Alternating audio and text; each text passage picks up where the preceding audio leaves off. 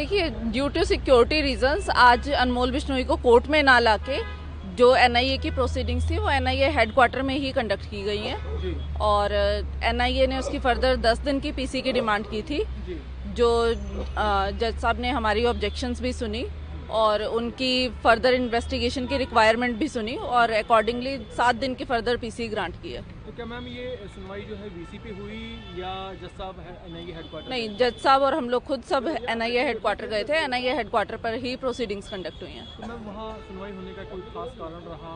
सुनने में आया कि आप लोगों की अर्जी पर ये सुनवाई वहाँ पर की गई? सर, हम लोगों ने सिक्योरिटी की रिक्वेस्ट तो की थी जज साहब को कि थ्रेट है अनमोल को, और सेम चीज़ एनआईए ने भी एडमिट की थी और एनआईए ने भी इस चीज़ पे ऑब्जेक्शन नहीं किया था।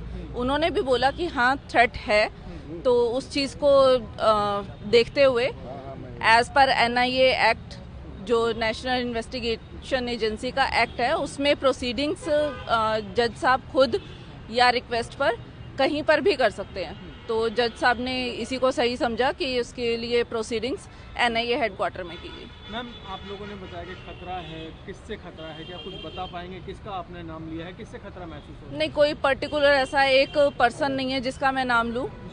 और थ्रेट सबको पता है कि राइवल गैंग्स का थ्रेट हमेशा रहता है, सिर्फ अनमोल को नहीं बाकी लोगों के लिए भी रहता है। तो वो सब थ्रेट परसेप्शंस थी, सिक्योरिटी रीजंस थे, और यहाँ उसकी टेररिस्ट की एक्टिविटीज़ भी चल रही हैं।